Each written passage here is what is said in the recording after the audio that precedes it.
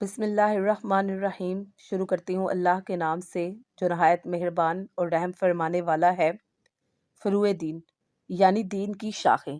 جس طرح درخت کی بنیاد کا استحکام اور اس کی سرسبزی و شادابی اس کی جڑوں کی مضبوطی اور شاخوں کے سرسبز اور ہرے بھرے رہنے پر منحصر ہے، معینہ دین اسلام کی بقا اور استقرار و استحکام کا انحصار اس کے اصول کے صحیح اعتقاد اور فروع احکام سے کما حقہ آگاہی اور افعال و اعمال کے مطابق شریعت حقہ پر تعمیل و بجا آوری پر ہے۔ فروع دین 6 ہیں۔ اول نماز، دوسرا روزہ، تیسرا زکوٰۃ، چوتھا خمس، پانچواں حج اور چھٹا جہاد۔ اول نماز جو کہ ہر مسلمان پر فرض کی گئی ہے۔ نماز گناہوں سے روکتی اور مختلف برائیوں سے منع کرتی ہے۔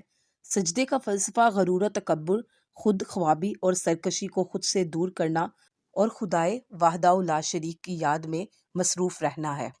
دوسرا روزہ اسلام کے 5 ارکان میں سے ایک ہے۔ مسلمان اسلامی سال کے مقدس مہینے رمضان المبارک میں روزے رکھتے ہیں۔ روزے میں مسلمان صبح صادق سے لے کر غروب آفتاب تک کھانے پینے اور بہت سی برائیوں سے دور رہتا ہے اور ہر وقت خدائے بزرگ و برتر کی عبادت میں مگن رہتا ہے۔ تیسرا زکوٰۃ اسلام کے ارکان میں سے ایک اہم ہے جس کی فرضیت کا انکار کرنے والا کافر ہے۔ اس کا بنیادی مقصد غریبوں کی مدد، معاشرتی فلاح و بہبود میں صاحب ثروت لوگوں کا حصہ ملانا اور مستحق لوگوں تک زندگی گزارنے کا سامان باہم پہنچانا ہے۔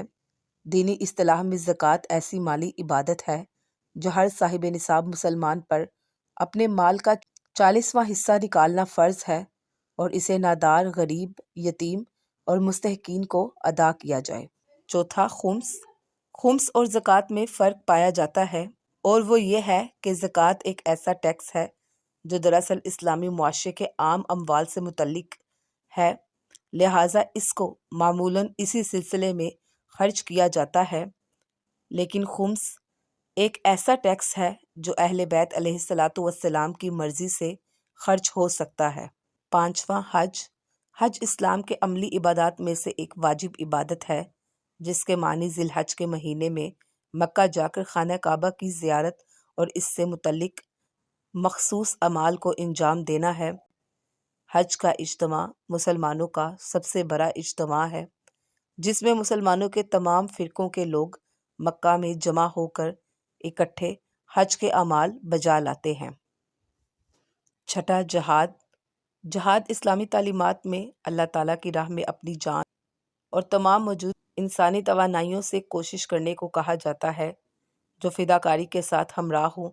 اصطلاح میں اسلام کو مزید پھیلانے اور اس سے دفاع کرنے کے لیے کی گئی جنگ اور اقدامات کو جہاد کہا جاتا ہے۔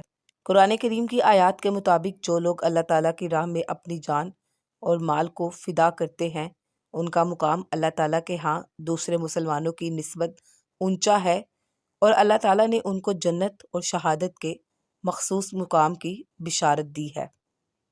بعض فقہائے کرام کے نزدیک ان 6 فروع دین کے علاوہ 4 اور بھی ہیں اور وہ یہ ہیں: 7واں امر بالمعروف یعنی حتی الامکان لوگوں کو اچھی باتوں کا حکم کرے اور مطابق احکام خدا و رسول اس کو پند و نصیحت کرے۔ 8واں نہی عن المنکر یعنی جہاں تک ممکن ہو لوگوں کو بری باتوں سے منع کرے اور ان کو عذاب و عقاب سے ڈرائے۔ 9واں تولا یعنی اہل بیت رسول اکرم صلی اللہ علیہ وآلہ وسلم سے اور ان کے دوستوں سے محبت و دوستی رکھے اور 10واں تبرہ یعنی خدا و رسول و اہل بیت علیہ الصلاۃ والسلام کے دشمنوں سے دشمنی رکھے اور بیزاری اختیار کرے۔